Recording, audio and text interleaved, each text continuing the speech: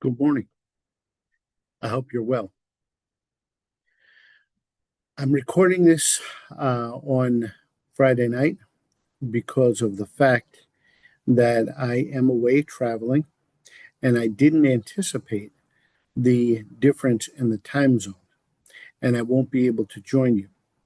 But I have recorded this in this last final session. If you have questions beyond our presentation this morning, please feel free to reach out to me at 914-552-3956. As all of you know by now, the best way to handle that is to text me, and I will get back to you as quickly as I can. We've got two things to accomplish this morning. The first is to watch the final video from Prime for Life. You'll find that it ties in very nicely to the activity that we did in class number 3, the values activity. This video will last approximately 53 minutes. As you watch the video, I want you to reflect upon a number of questions. I want you to consider which of these stories hit home hardest and why. I want you to think about one thing that we could all learn from the videos. I want you to consider what you think about decisions you may have made in the past considering the content of the video. What I'll ask that you do as well is any of the questions that I've just thrown at you, I'd like you to shoot me a text message with your answer to one of those questions. It could be which story hit home hardest and why. It could be what's one lesson we can learn from the video. It could be, after watching the video, how do you feel about decisions, high-risk decisions that you may have made in the past? This way, I'll know that you've taken the time to watch the video. As I said, the video is going to last approximately 53 minutes. I'm going to let it run through. You'll know I'm here because at the end of each vignette, I'm going to have to pop open the screen so you can see it fully again. After the video is over, I'm going to give you information about what you need to know about relicensing.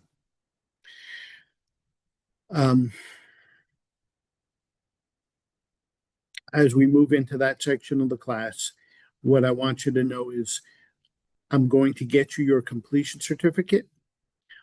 You will likely receive it on Monday. You can't go into the Department of Motor Vehicles until 48 to 72 hours after the end of the class, business hours after the end of the class. So you would not be eligible to go into the Department of Motor Vehicles until Tuesday or Wednesday. I will try to get all of the documentation to you on Monday. Without further ado, let's get the video rolling. And then at the end, once again, I'll have a discussion with you on what you need to know as you've wrapped up, completed the Impaired Driver Program. Sit back, relax, get yourself a cup of coffee, a bowl of Cheerios, and let's watch Treasures Lost.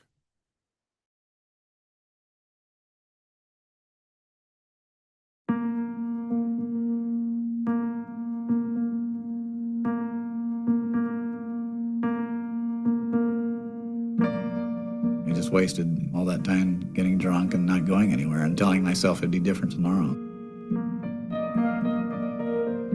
They took my mug shots and gave me my jumpsuit. They stripped me, they put me in a padded cell, and I was probably in there for about 7 days. I lost my faith in Christianity. I blamed God for what happened. I stopped going to church.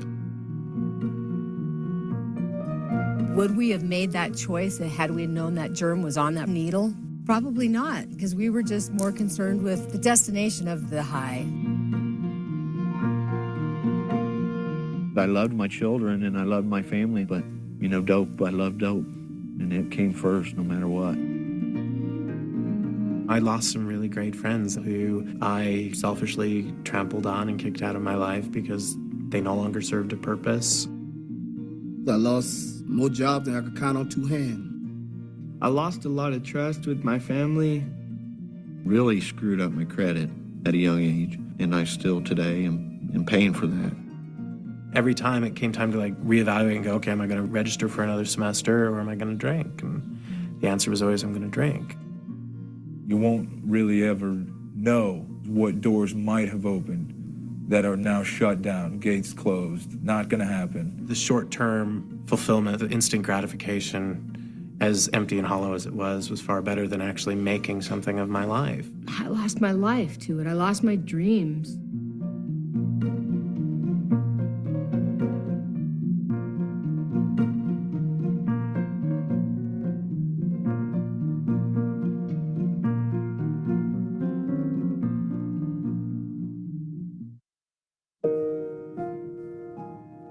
A father sits alone at a piano, grieving for his son. A son whose life was tragically cut short due to high-risk choices. And I'll relive that moment 1,000 times. It was just a horrific thing. And Laura came down and she came off the elevator and her face, and it was just, there's nothing to explain that. I saw Jason laying there.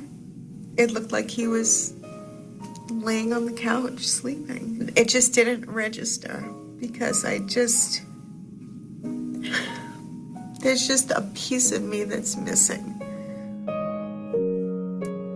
In another family, a high-risk choice cost a young mother the most important thing in her life. After drinking heavily for 3 days straight, nonstop, I decided to go for a ride with my son, who was 6 at that time.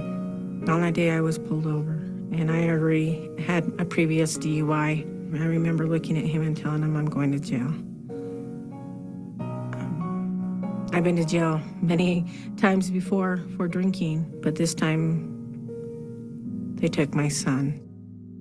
What if the things you valued most in life were suddenly taken by a single devastating incident? I was drunk and I was driving, and I made the decision to try to outrun the cops. That one choice has changed my life dramatically, and it hurt people that I love dearly. What if the things you cherished slowly dissolved due to a series of high-risk choices? I went from having fun to making really high-risk choices, and it made it easier and easier to do things that were more and more negative for me and had more and more of a negative impact on me and on my life, on my functioning, on my relationships. They did not choose for their lives to unravel. Most often, they were only choosing to have fun. But these high-risk choices had deep and lasting effects on them and their loved ones. Anybody can get into the trap of thinking that this would never happen just because, I'm better than that, or my kids are better than that, or my kids aren't that kind of a person.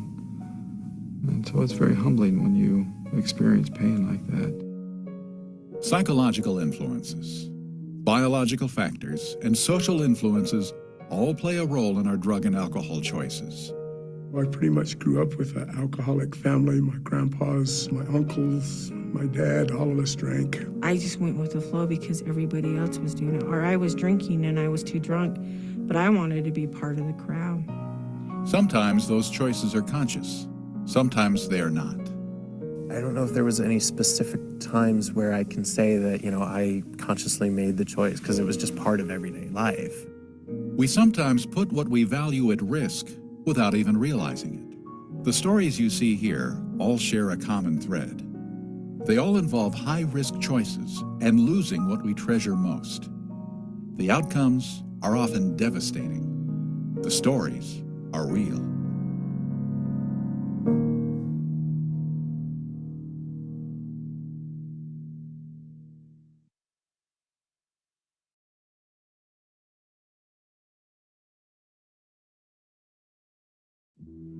Haley White never knew how dramatically her life would change when she celebrated Summer's End at a party with her best friends. Haley was always very outgoing, fun-loving. Everybody knew Haley. Everybody loved Haley. She had a lot of goals and accomplishments that she achieved. And that seemed to really give me, as a mom, a sense of she's doing right things. She's involved in the positive things that will help her in her decision-making and making good choices. When I graduated high school, I enrolled at a technical college in Fond du Lac. Second to last year there, I drank a lot. Growing up in Berlin, that's kind of what everybody did. There's not much for people to do, no movie theater, shopping mall. So we partied and we drank. I remember the summer of the accident, we had been drinking a lot. There was a group of 8 of us from high school that always had girls' night weekly.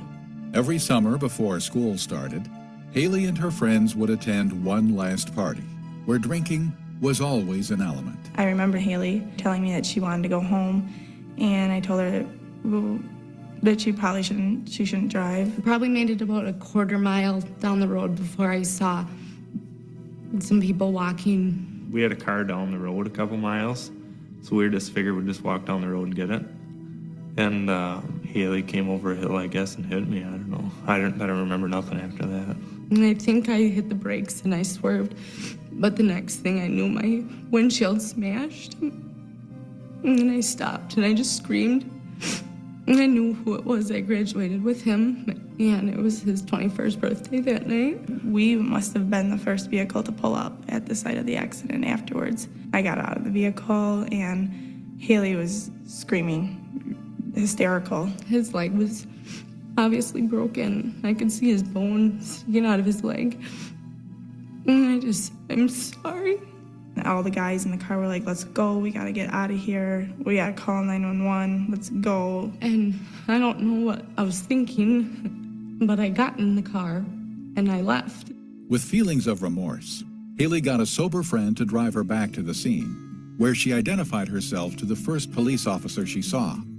She was made to perform a field sobriety test and blew a 0.19 on the breathalyzer. I never ever thought that daughter of 2 teachers would be in jail, but I was. She called me and she was hysterical. I couldn't understand what she was saying. All I got out of it was that there was an accident. They took my mug shots and gave me my jumpsuit and walked me to my cell. She was being treated as a criminal, and she had done a criminal act. Haley's father didn't find out that she had left the scene of the crash until he read it in the newspaper the next day. It's just more serious, uncaring and wrong, and disappointing. She had all the education in the world of what could happen and why she would make such a terrible, terrible choice and how it changed everything in just that second. Haley was charged with intoxicated use of a vehicle causing injury. She was sentenced to 2 years probation and 60 days in jail, which she was allowed to serve under house arrest. She was made to wear a bracelet on each ankle, one to monitor her location and one to monitor whether she had any alcohol. I think it was $150 a week. My dad joked that it was the most expensive jewelry that I'd ever have, and it was. After being fitted for the bracelets, police officers accompanied Haley home to remove all alcohol and firearms from her father's house. My home was the jail. That's the way house arrest works. The consequences of Haley's conviction became clear over time. She tried to continue with college, but because she couldn't drive or find reliable transportation, she had to drop out. Because the accident made headlines in the local paper, she was afraid to go anywhere, feeling she would be recognized and rejected. I was at a grocery store after the accident, and people must not have known my face, but they were talking about me. I mean, it was Berlin, Wisconsin, 5,000 people. You've lived here since the day you were born. Everybody knows you. Your parents are teachers. It was just very unsettling. Her fears proved real when she went to a festival out of town and ran into a group of people she knew from Berlin. Somebody came up to me and said, "What are you doing here?" And I don't remember everything he said to me, but one of the things he said was, "You should go kill yourself." And I lost it. And she was just devastated that she was treated that way. And of course, her self-esteem was shot anyway. I didn't want to deal with it. I didn't want people to tell me that because I was having a hard enough time. We started getting attorney letters in the mail. I hired my attorney. who told me that I couldn't contact Randy. I didn't know what was going on. I didn't know if he was dead or alive. It was awful. I had a concussion, so they thought I was going to be brain damage of some sort because of fatty tissues that went to my brain. I have pins in my knee and my ankle. When I got hit, and the bone snapped and came right through the skin, so the only thing holding it there was muscle. He has restrictions as far as lifting, I think. I don't think he can stand for long periods of time. In addition to the trauma and permanent injuries from the accident, Randy was financially accountable for close to $80,000 in medical bills, until Haley's insurance paid up almost 2 years later. I had like perfect credit, and after the accident, all the bills and everything started piling up, and my credit just took a big downfall, went right down the gutter. Haley's choice to drive that night caused a wave of irreversible damage. She paid the price in ways she never imagined. I had the bracelet. I had probation fees. I had higher insurance. My dad's insurance went up. 4 years later, she's still paying me back. There are things that Haley has lost, things that you can't replace. They're gone. My self-esteem, I lost my youth almost. She was very down on herself, very depressed. Knowing that she hurt someone, I knew that was like the worst thing that could happen to her, and it has been. You know, would I be able to forgive me if it was me? I don't know. I kind of pushed away from people. I know we're all 20, we're all kids. We make very bad decisions when we're under the influence. As they're growing up, you think, I can help, I can make this better, and you can't. There's no specific kind of person that this happens to. I mean, it can happen to anyone. It's a poor decision. Doesn't make the person stupid or bad or whatever. It's what the person does with it from there and what the person learns from their mistake.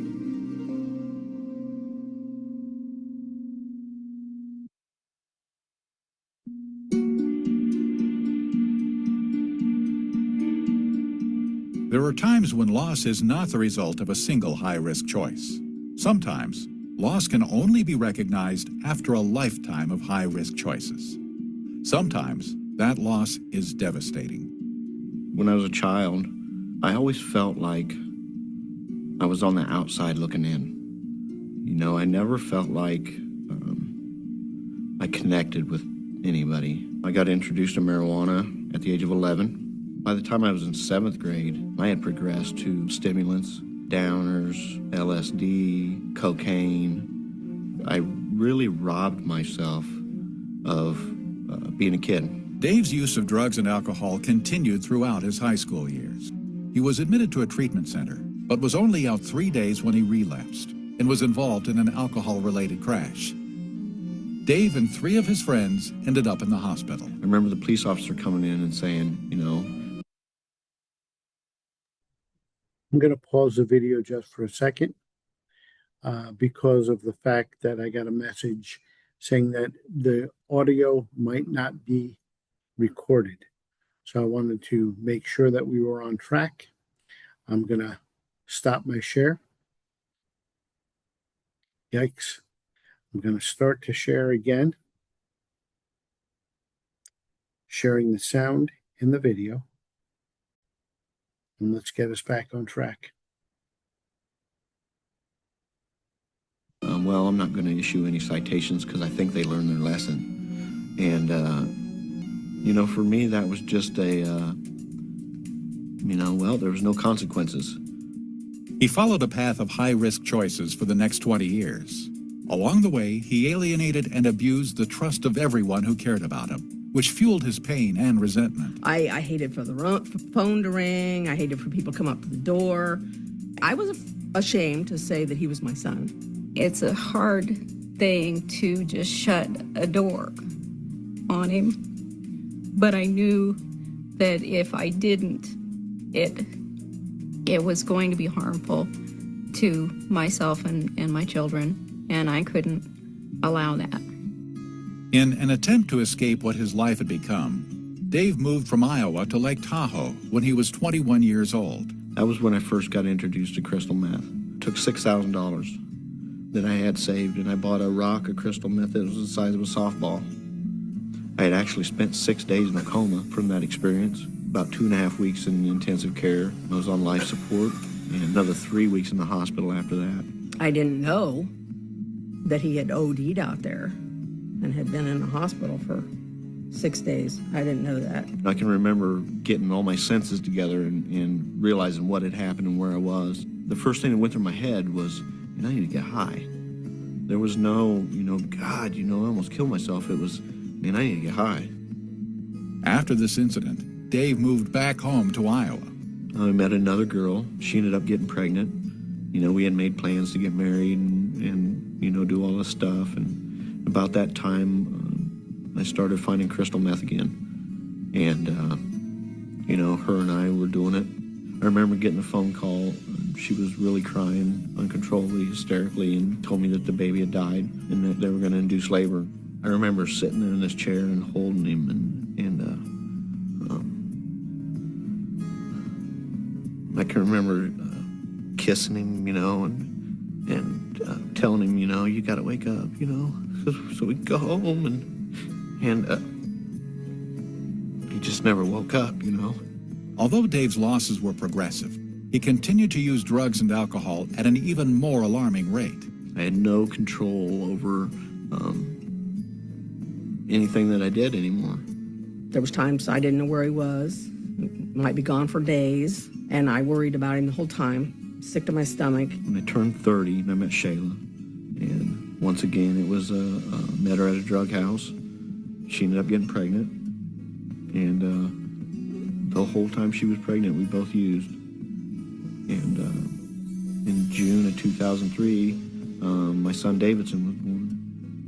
Davidson was taken by the Department of Human Services because of his parents' drug abuse and domestic violence. Another baby was gone, and at that point was pretty much the end for me caring about anything.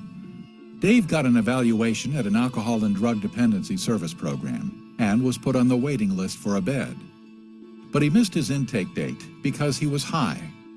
After losing the opportunity to go to treatment and get his son back, Dave tried to commit suicide. I shot up about 1.5 grams of meth, and I had probably 70 or 80 pills, and I just threw them in my mouth and chewed them up and swallowed them. And then I went back in my bed and lay down and just waited to die. It was just horrible. And his eyes were rolled back in his head, and he was foaming at the mouth. Paramedics rushed Dave's lifeless body to the emergency room. On Christmas Eve, Dave was released to his mother. Within 3 hours, he was shooting up heroin and did nothing to change his drug use. I was getting the visits with Davidson, and Shayla was pregnant again. I would go to the visits with Davidson, and I'd go there high. I took that picture, and then after developing it, I'm like, God, I didn't realize he looked that bad. Over the next 6 months, Dave spiraled even further out of control. He was arrested 4 times, the final charge for manufacturing methamphetamine. If convicted, he faced up to 60 years in prison. He had a court-appointed attorney, and I remember him telling me that, we've got a plea deal, and I was like, oh yeah, what's that? He's like, 35 years. And he said, I think you should take it. I never surrendered to the addiction, but I did surrender to the fact that I was going to go to prison for a long time. In the same month, Dave's son Griffin was born. He was born addicted. I never got to see him for the first 3 or 4 months that he was alive. He was born with some issues. He was born shaken, a lot of overstimulation issues. When you would feed him, he couldn't keep eye contact with you. He'd look away. Des Moines County began a drug diversion program that included treatment in lieu of prison. In order to get in, Dave had to plead guilty. Just before entering, he returned to a familiar spot to get high one more time. I never ever thought that I'd be standing here getting ready to shoot up crystal meth and getting ready to go into a treatment center for the 4th time with prison time hanging over my head. Once I got into the meth and stuff, I ended up losing a house and a truck that I bought, the only new vehicle I've ever owned in my life. There was numerous years of employment that he cannot fall back on. At his age, he's trying to think far enough ahead how he can survive past working years where he lost basically probably 25 years of employment. I lost a lot of friends and relationships due to my addiction and due to their addiction too, you know. I lost a couple of kids along the way. A lot of self-respect and freedom and stuff for myself. Some of that stuff will never ever get back.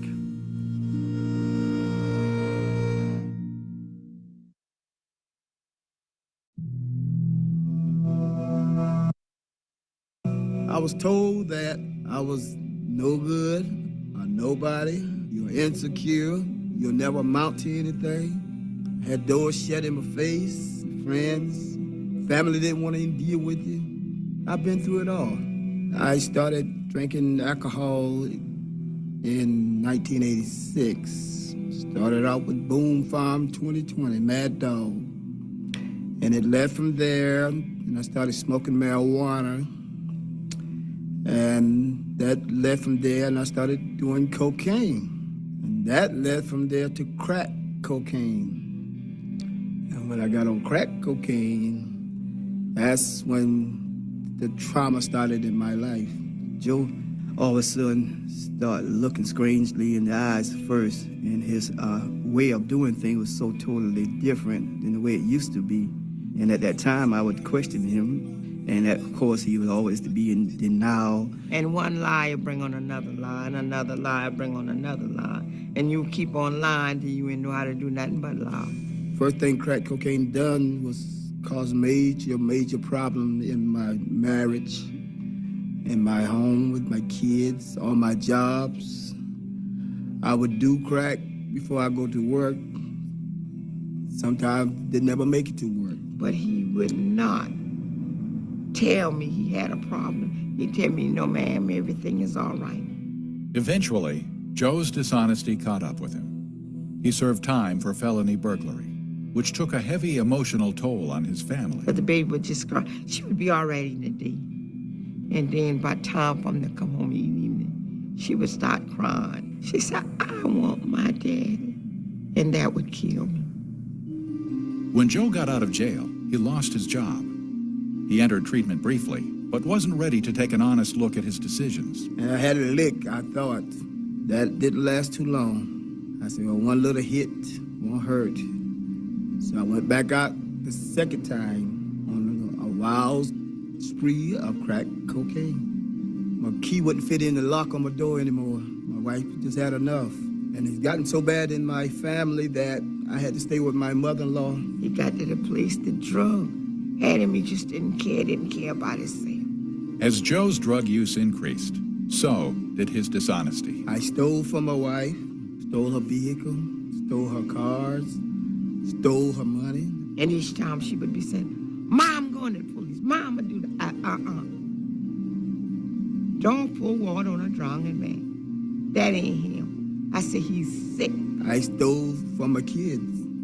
That's how the disease crack cocaine had affected me. Took their piggy bank. That's just how bad his addiction had got until he, if he could have taken money from his own family. Me and my family had planned a Disney World trip with the Girl Scout because I was a chaperone for the Girl Scout. When I got my money out the bank to go on the trip that Thursday evening, I stopped by and I hit some crack cocaine. And when I hit that crack cocaine, I missed my 4-day trip with my family. And I went on a 4-day spree. The crime and dishonesty in Joe's life due to drugs and alcohol led him to his lowest point. He went and moved something out of my church. That was the embarrassingest thing I've ever seen. I broke into a Shavers AME church, and I went to jail for the second time again for burglary, second-degree burglary. Oh, that really hurt me. Because I had put my trust in him. Joe was arrested and spent time in jail for the burglary, but the church decided not to press charges. Although the church forgave Joe, his family and friends had a harder time doing so. I hurt a lot of people, not only my immediate family, my wife and my children, but my brothers, my sisters. A lot of friends, didn't want to have anything to do with me because I was a compulsive liar. I was a compulsive beggar. So it took a great part of my love from him away from me, but I I still didn't change the way I feel about him because I realized, it could have been the other way. It could have been me. When I came out of the jail, I told God that I was tired of living the way that I'm living. There was another incident that added to Joe's final decision to change his situation. His nephew, also addicted to crack, who Joe used with, was responsible for a shocking act and ultimately paid the price. He got arrested for hitting my mother, which would have been his grandmother, in the head with a hammer, and it done some serious damage. So he got arrested, and the inmates had beat him up that Friday night. But the sad part about it, we got a call that Sunday morning. It said that he hung himself in the Florence County Detention Center. Drug will take your bank account from $1 million to 0. I just lost so many things, houses, due to my addiction. Like I said, I lost vehicles, I lost more jobs than I could count on 2 hands. He loses his wife. He loses children. He felt like he lost his trust as a brother, and he lost in me because he knew that we had each other back no matter what, before all this happened. Knowing the fact that I break into a church, and I just, how low more could I have done? I had to get honest with Joe. And I had to quit blaming everybody for my addictions and my excuses.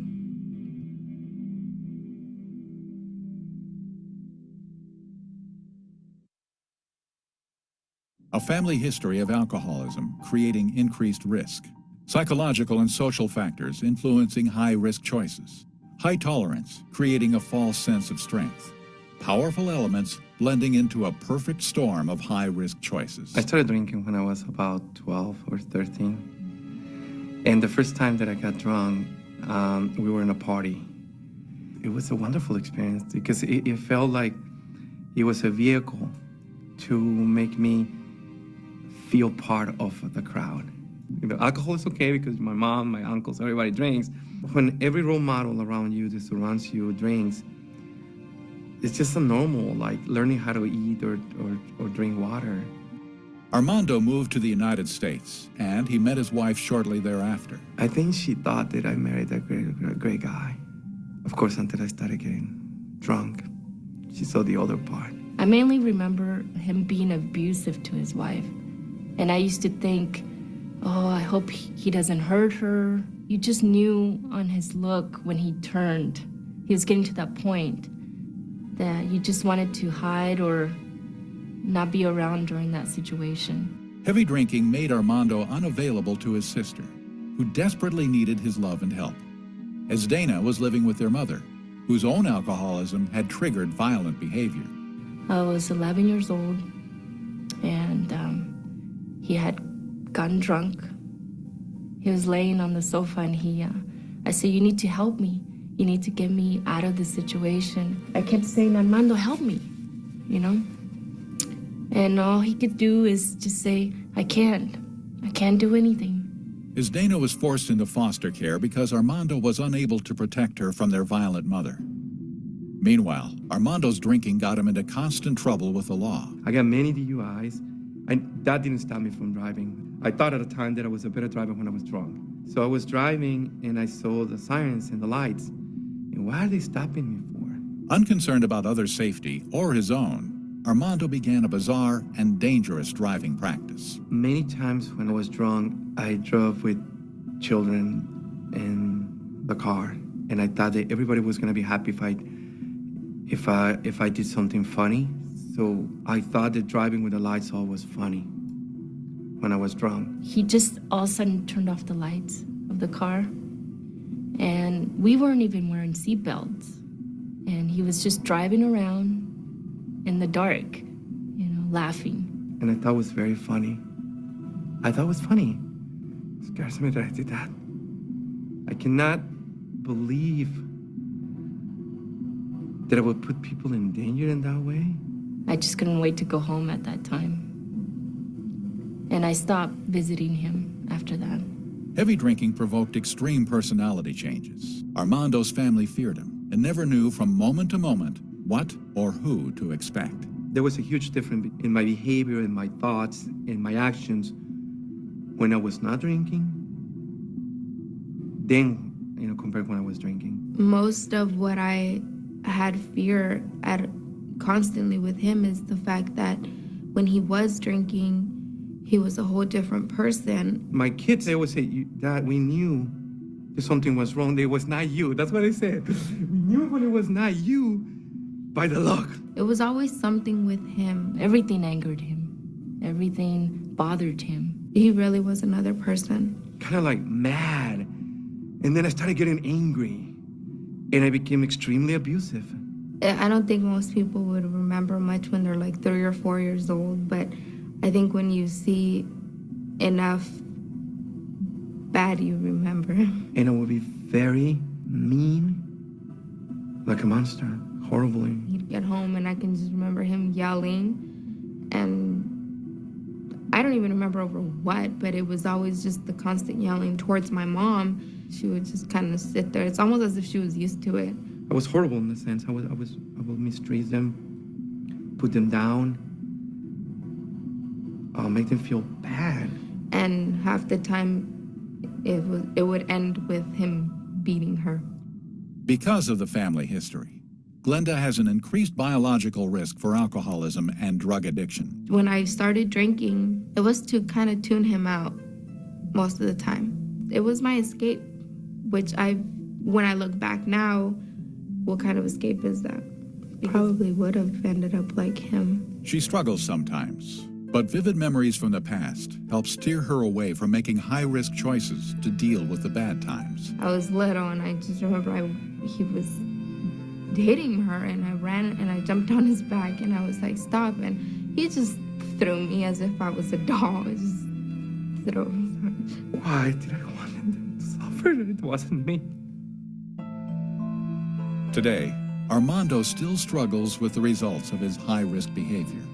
He's been to jail, lost countless jobs and a chance to go to college, and spent untold sums trying to salvage his life. But it's the emotional losses that Armando has the most trouble coming to grips with. My brother lost many good relationships with his children, with me. She spent 10 years in the foster care system with no brothers or sisters or mom or dad. I think that if he was better or he wasn't an alcoholic, he could have taken care of me. And I couldn't take it with me because I was drunk. I was dangerous to her. I think she resents that a lot. You almost feel abandoned. And my oldest daughter, I cannot even begin to enumerate the many times that I was mean to her. I think he's lost a portion of my life that he is trying to get to know now. Not that it's too late, but in a sense, it is. I don't think that any normal child should go through any of these experiences because the trauma never goes away. There's always been love, but it's mostly the security that I didn't have from him. It affects everybody in your family, everybody. All the things that I lost that were important to me, I did it by the age of 23. I didn't have to grow up to be 40, 30, 50. By age 23, I lost everything.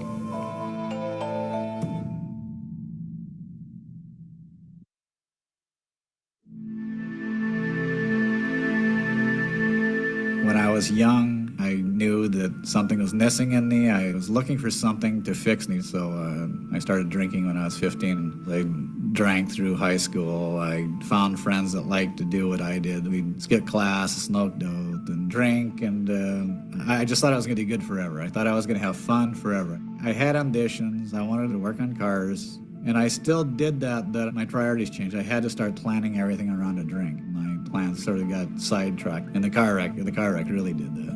It was a rainy day. Alan had been drinking. On his way to a friend's, he lost control of his vehicle, crossed the median, and slammed into an oncoming car. The gas tank blew up, trapping Alan in the burning car for 5 minutes. The crash left Alan blind and with limited use of his hands. I should have died right there because I had inhaled so much flame and soot and stuff that my throat had literally constricted shut. And there just happened to be a doctor in the traffic jam. A couple of guys dragged me out of the car, and the doctor did a tracheotomy right on the side of the road there. He cut my windpipe open and put the jacket of a ballpoint pen in there so I could breathe. He spent the next 14 months in the hospital, enduring excruciating burn treatments and numerous other surgeries. Because I had the hepatitis D infection, they'd take me down to the physical therapy tank, and they put bleach in the water to try to clear that out, and they took you in the tank, and it was just like having acid poured on your skin. It was 14 months of legalized torture, basically. And finally I got out of there. I got healed and went home and was facing another 10 years of reconstructive surgery as they tried to attach me together a little bit. For 10 years, Alan managed to control his addictions. But an undercurrent of boredom, panic, and depression led him back to his high-risk behaviors. I was liking the pain pills. I was liking the opiates. Anything that gave me that buzz, I liked. The problem with those is that as your tolerance goes up, you need more and more to get that feeling of euphoria. And when I was 29 or 30, I just started drinking again, and I was still enjoying it. And it, I got that feeling of euphoria, and I thought to myself, why haven't you been doing this all along? So I started drinking again, and I was living in the upstairs of my parents' house, going nowhere, drinking every night. And then I'd wake up the next day so sick I could not drink. I literally could not hold a beer down, hold a drink down, and I just lie around in bed all day. And that's what I've been doing my whole life, is trying to avoid reality. Throughout his life, Alan's choices led to losses of an unimaginable nature. Well, the biggest loss, of course, is the loss of my eyesight. That changes everything. That adds a degree of difficulty to living. You can't really explain it exactly. It's just that you have to think ahead on everything. You used to fill me with a sense of panic, like I can't do that. I know I can't do that, and so I'm not even going to try it. I still have ambitions and dreams. It's just that the loss of eyesight is it creates such a huge obstacle. It just changes the whole equation. When I was drinking, I really didn't have any freedom. I was completely antisocial. I didn't want to be around people. They got on my nerves, and I wanted to be left alone so I could drink. But then when I'd reach a certain point, I'd wonder why I felt so lonely, because I wanted people to get away from me, but then when they did, I wondered why I was so alone. I had 2 or 3 other incidences where I could have easily probably gotten killed or killed somebody else. It makes me shudder when I think of that, how I had no regard for anybody else's safety. So it was just a numbers game. I was playing roulette, and it caught out with me. And I lost a lot of time. I lost a lot of time to drinking. I just wasted, all that time getting drunk and not going anywhere and telling myself it'd be different tomorrow.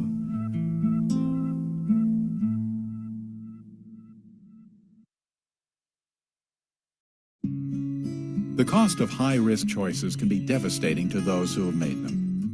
But there are others who suffer unimaginable loss through no choice of their own. I first met John Eric 1991, I believe it was. If I'm not mistaken, John Eric was probably 7 or 8 years old at that time, and he was a typical little boy. He loved to get into things and loved to ask a million questions. But I just remember John Eric just being a bright, bubbly young child with a good future ahead of him. While I was in my senior year of high school, I had a black Firebird. Oh boy.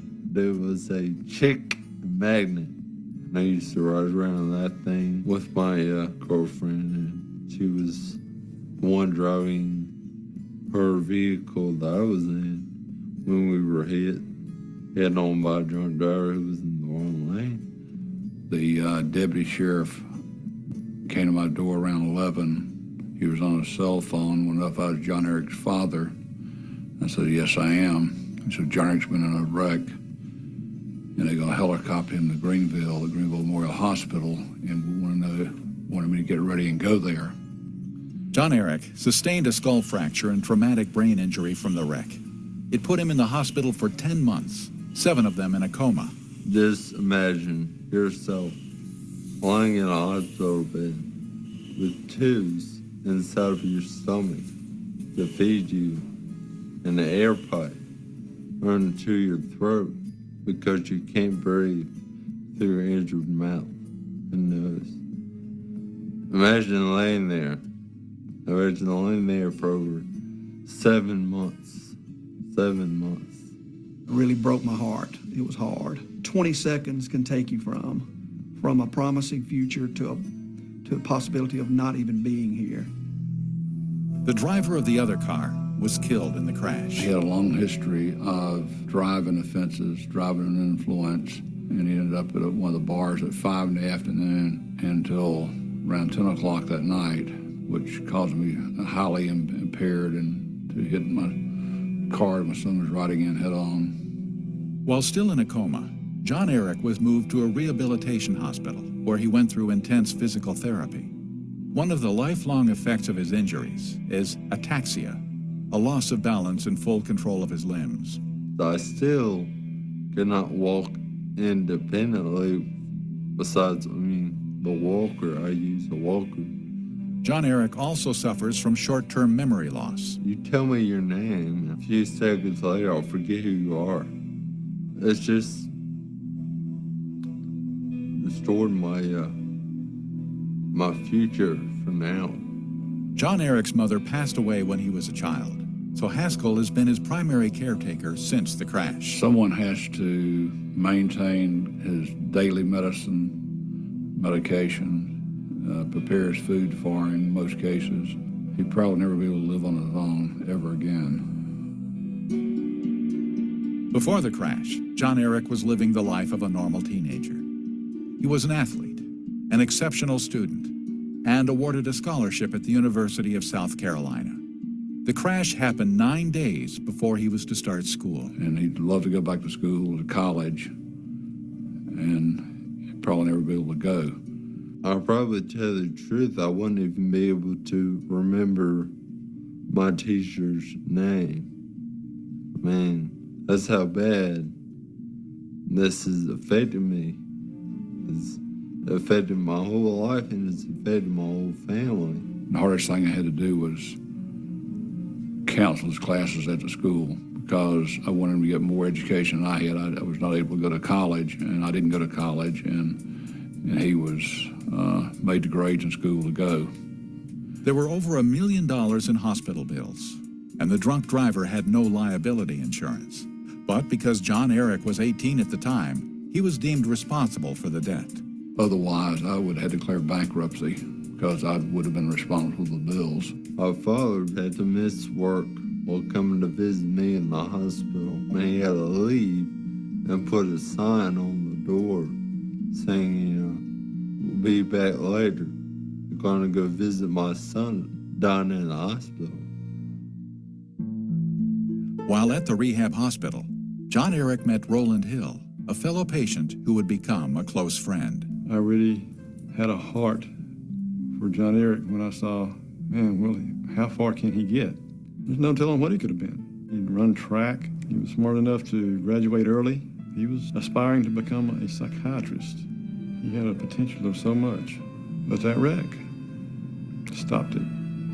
This world is definitely at a loss because I just believe he was going to do things that would change people's lives. One thing that doesn't show a lot, John Eric's had to battle depression. I don't have a girlfriend because instead of, I was wanting to come on.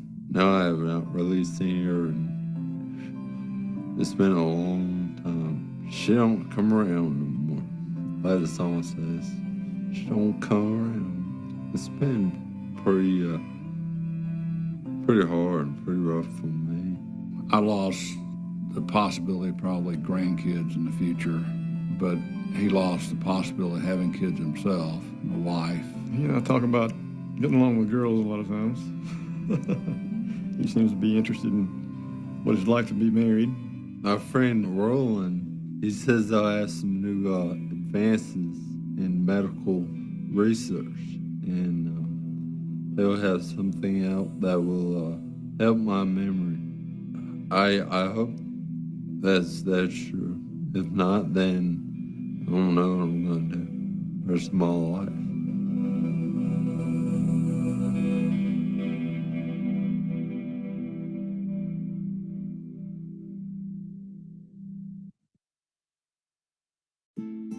This story involves two families hundreds of miles apart and the indescribable riptide of a single choice on all of their lives. In suburban Atlanta, the Jordans Flames struggle to return to something close to normal. One of the things that we have tried to Stop it here momentarily just to point out that we are at the last vignette. You've made it through almost the entire video. This is the last story. Hang tight. do and explain to our children is that it's up to them as to what they choose to do with their lives. We had 4 children, and our 4 children were each other's best friends. I mean, they had to be. We're a military family and moved around a lot, didn't keep a lot of the same friends, and just through that kind of always gravitated towards each other. Our family always has been extremely close and would do anything for anybody in a heartbeat. We went to the same high school, on the swim team together, and had a lot of good times together. And he had gone off to school, and I was, finishing up my high school, looking to go off to college and follow him down to Florida, and that all changed. July 25th, that was one day I'll never forget. My mom woke me up and she said, Derek is, and when she said that, my heart dropped. This was someplace we'd never been, we'd never had any experience with. We didn't know what to do, what not to do. This was going to be something that, for the rest of our lives, would change every aspect of what we do and who we are. One thing that bothers me is how other people in society now might look at my family, knowing what I did. My name is Derek Jordan. I'm an inmate in the Florida Department of Corrections, DC number W26096, here for DUI manslaughter. I was 20 years old at the time. I graduated high school in 1999 and moved to South Florida and enrolled in college there. The social life, the party scene, there wasn't mom and dad there to tell me not to do it. I handled it responsibly most times. The day of the accident, I was working at a valet. I was parking cars at the golf course. Of course, when I go out with those guys playing golf, a couple of beers on the golf course, that just seemed to be part of the ritual, part of the tradition. I wasn't even of legal drinking age at this time, and we went out to the steakhouse and had dinner and more beers. It was $2 pitcher night at a local bar. Derek paid a bouncer to let him in, and he drank there until 2 a.m. I told him I was all right and that I'd only had a few beers and that I didn't need a ride home. So I got in the car and buckled up, turned on the lights and took off. This is South Florida. We've got these long straight roads and you can see green lights all the way down them. They were green as far as I could see. And that's kind of the last vision I remember having. And I guess, somewhere along the way, one of them must have turned red. Derek's car, traveling at 80 miles per hour, slammed into another vehicle, nearly cutting it in half. Flames pierced the night as he escaped his burning car. When I first heard that somebody died, that was a shock. Derek made a mistake. It was Derek's choice. We all know it's wrong, but who would ever thought it would have happened to me? Obviously, it's nothing you ever planned for, nothing you ever think about. It always happens to someone else. And I couldn't imagine what was happening to the other family that was involved. Daniel Pacetto, the young man who died in the crash, was not alone in the car that night. He was with his friends, and his older brother was behind the wheel. The guy was 20 years old. I said he was a lot like me, judging from his stories from his friends and the reports I read. He was a lot like me. In addition to his brother, Dennis, Daniel had a twin sister, Gabriella. She'd had a few birthdays since the accident, and she dreads it now.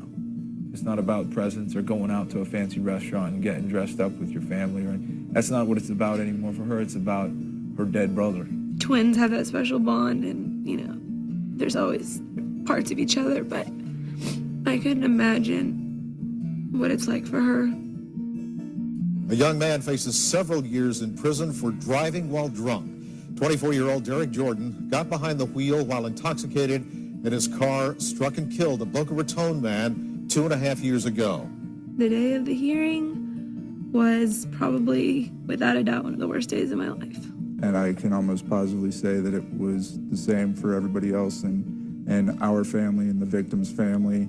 His brother looked me right in the eyes and he said, "You gotta pay, man. You gotta pay." Me and Derek had talked about consequences for his actions, and that no limited time in prison would be able to kind of make up for what had happened. Just to try and put yourself in their shoes was overwhelming, absolutely overwhelming. His mother was there. I remember looking at her in the eyes and trying to tell her through just my eyes that I wasn't this monster that she probably thought that I was. So I walked in and they all had these T-shirts with his picture, and at the bottom it said, "Killed by a drunk driver." And they all sat right in the front row. They took up the first front rows of the courtroom. That hit home. That hit home. You try to put that into perspective, how long he's going to have to spend in a jail cell versus how long, the victim's family was going to have to spend without their son or without their brother or without their best friend. There were losses that were going to have to be incurred because of his actions. My family's a lucky family, and it's just torn us apart. The financial cost from this high-risk choice has been overwhelming. So far, it has probably been in excess of $200,000, and that's probably a conservative figure. The money is a superficial thing. The money comes and goes. But it's the human cost of Derek's decision that has had an immeasurable impact on him and both families involved. Man, just that one night, the pain, the ripple effect that it sent out. You won't really ever know probably some of the biggest losses. He missed my brother's wedding, missed my niece's birth, now where I'm trying to look to get married. He's still missing all the nuances and the connections, and you can't get those back. Your early 20s are some of the best years of your life. Those are things that he'll never be able to come back and experience. It took me a while to ever say I was drinking and driving and I killed somebody. It took me a while to say that. The responsibility of taking another person's life is massive and something that anybody that hasn't done it could understand.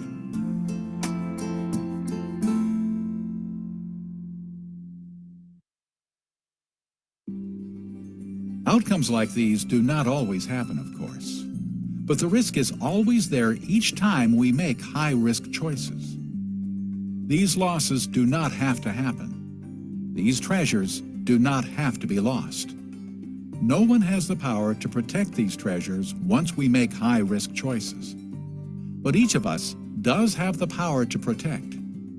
It is the power of our low-risk choices.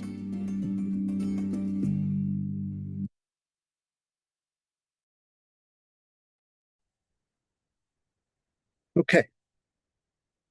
My hope is that you could see how this video tied in to the activity that we did when we were looking to clarify values. No one wants to lose anything that they value. And that's what we saw happen here. People lost things that were of great importance to them, and they didn't get to choose what they lost.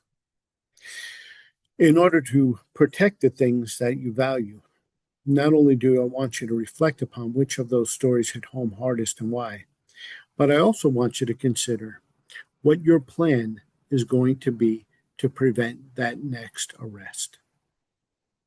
Are you going to use an Uber? Are you going to use a Lyft, a taxi? Do you have someone in your family who'll come and pick you up? What's the plan to prevent that future arrest? Additionally, I'm also hopeful that you can write down on a piece of paper not only what your plan is, but the names of a couple people who are around that will help you. I know many of you in this class will say, I'm going to take responsibility for myself and I'm going to make the change myself. Whenever we're looking to make change, change is not easy, and it's always good to have people in your corner. So think about who might be there to help you with this. Now, when I saw this video for the very first time, it was literally not this video.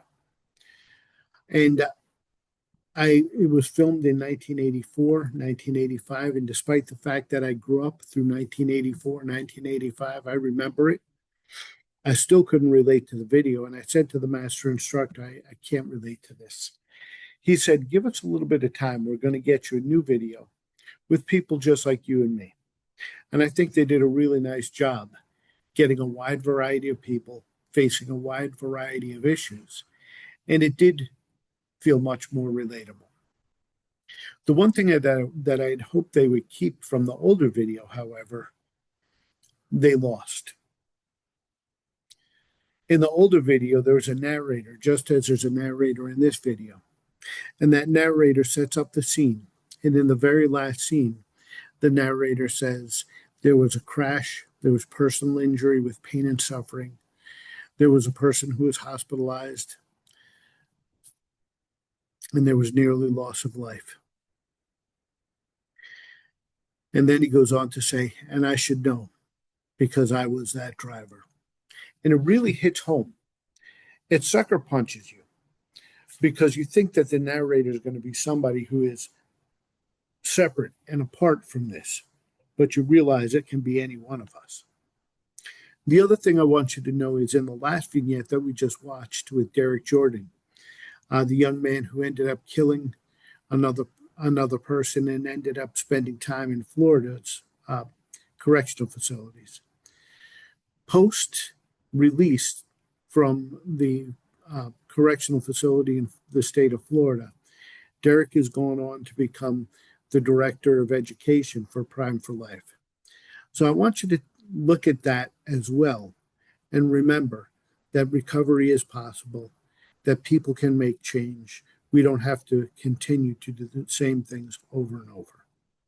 All right, now some of the things that you're going to want to know about relicensing. I'm going to drop out of the screen share and we can have a conversation. Okay.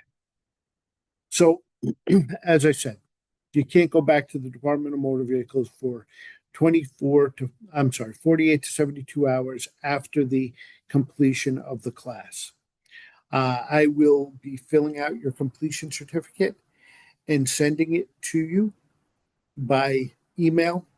So not only do I want you to send me the answer to one of those questions, which story hit home hardest and why, what was one thing we could all learn from this video, or how do you feel after making choices at higher risk choices in the past. I also want you to send me your email address that you want your completion certificate sent to. In order to be eligible for that completion certificate, remember, you had to have done a number of things. First of all, you had to pay for the class. Second, you had to complete all 7 weeks of education. And if there's an issue with your need to go for an evaluation for treatment, I will let you know. Text me your email address where you want me to send the completion certificate. If you don't want me to send it to you and you want to come and join me over at 26 Route 59, the Westgate, next Saturday, I'll be starting up another class and I can hand you the completion certificate then.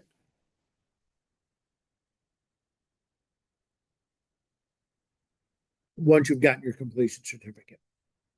There's a difference between a suspension and revocation. If you have a 90-day suspension of your license, I'm going to preface this by saying DMV should. I am not in control of DMV. They're ultimately holding the cards here.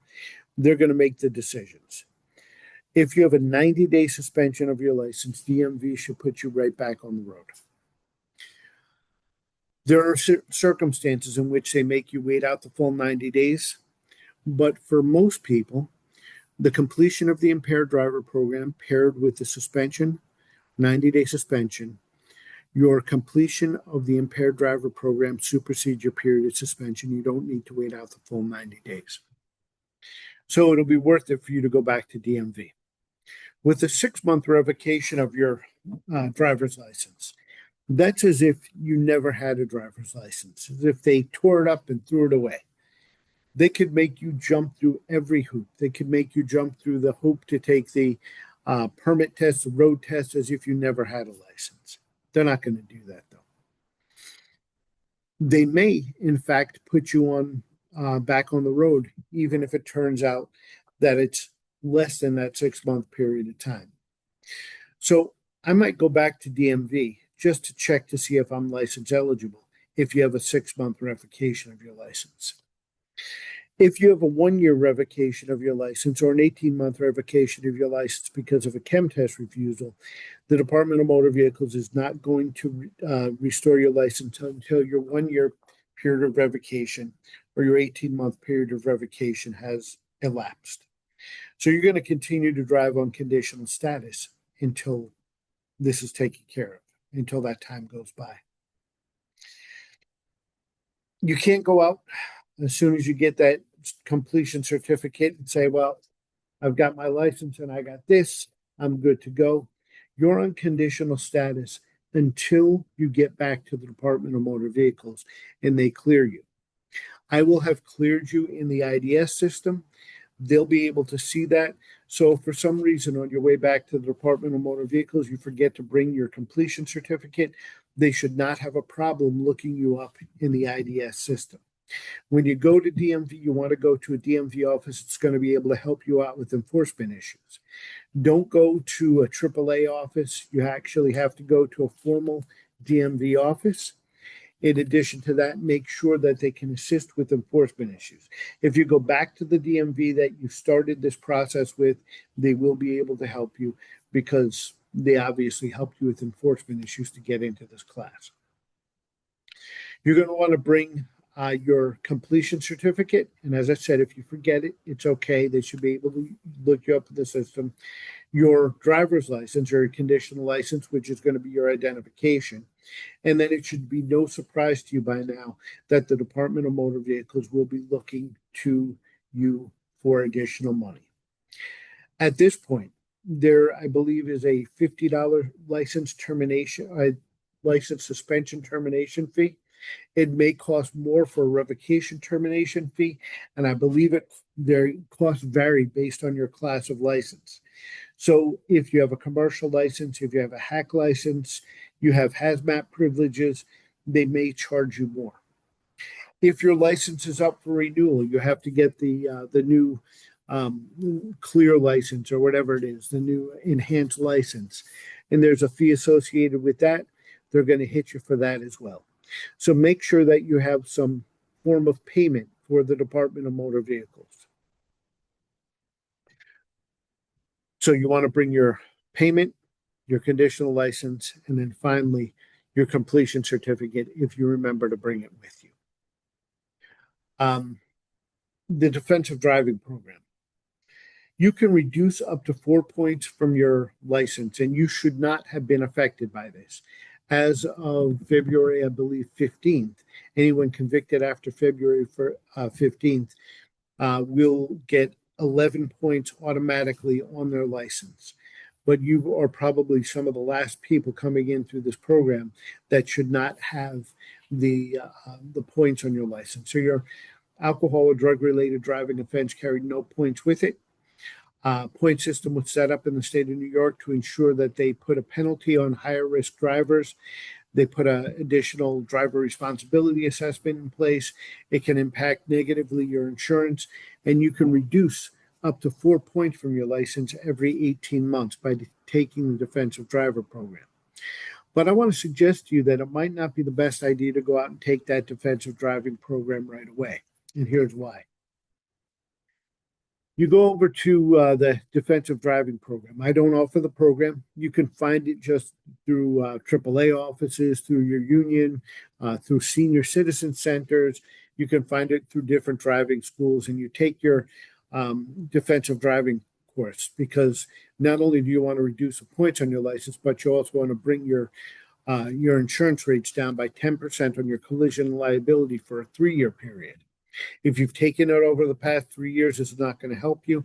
If you've taken the defensive driving course or the student driver course as a high school student within the past 3 years, this course is not going to help you reduce the insurance rates for your license.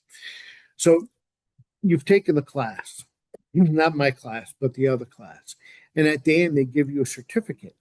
Now you've got your certificate and you bring it back to your insurance company. Your insurance company, well, I don't know about your insurance policy, but on my insurance policy many years ago when I looked at it, I believe I had Allstate or Nationwide, and it said in real fine print that if I was arrested on an alcohol-related driving offense, or if I was involved in a crash with any amount of alcohol, I don't even need to be legally intoxicated. They reserve the right not to cover me in the crash, and they also reserve the right to increase my rates by 75% more than I was currently paying for a 3-year period of time, if they chose to keep me. They also noted that having a DWI or an alcohol-related crash would put you in the assigned risk category. So if they chose to keep you, your rates go up by 75%, and then after 3 years, they gradually go down over the course of time. But if you are dropped by your insurance company, and the next insurance company that picks you up charges 300% more than you're currently paying, once your 3-year period is up, your 300% will go down gradually. So the moral to this story is, don't give them a reason to flag you. The only place the insurance companies have their hands is in your pocket. It's not, they don't renew your insurance policy twice a year to give you the added protection that you need. They're looking to see if you've had any traffic infractions, any DWI, so that they can raise your rates. And when you go back in with the defensive driving program certificate of completion, that's going to give your insurance company a reason to draw down your driver's abstract. If it turns out that you skate under the wire for a 5-year period of time, there's a statute of limitations, and they can't go back and retroactively charge you for that time. Once they catch up to you, if they choose to keep you and you choose to keep them, because remember, you are really in the driver's seat on this. You may find a better rate somewhere else. My advice to you is shop around and find the best rate that you can find. One of the insurance companies a number of years ago, GMAC, had come around to speak to all the impaired driver directors, because what they said is that we realize after 16 hours of education, these guys are really not at as high a risk as we would led to be believed. We know that you guys did the research, and we did the research as well, and we found the same thing that you did. 1 out of 10 will be rearrested within a 5-year period. 2 out of 10 will be arrested within a 10-year period. That means that these ladies and gentlemen coming into this class are not as bad when it comes to driving as you would be led to believe. We'll give them a good policy at a decent rate. And if you put a poster up in your classroom that gives a locator number, we'll give you a finder's fee. And I said, well, I'm not going to do that. That doesn't feel right.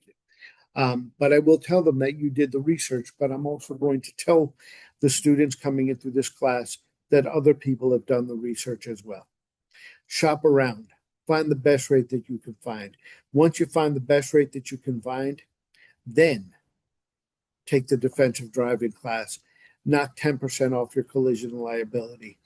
You guys have been through enough, paid out enough. It's time to turn the tables and begin to look at ways to save money around this.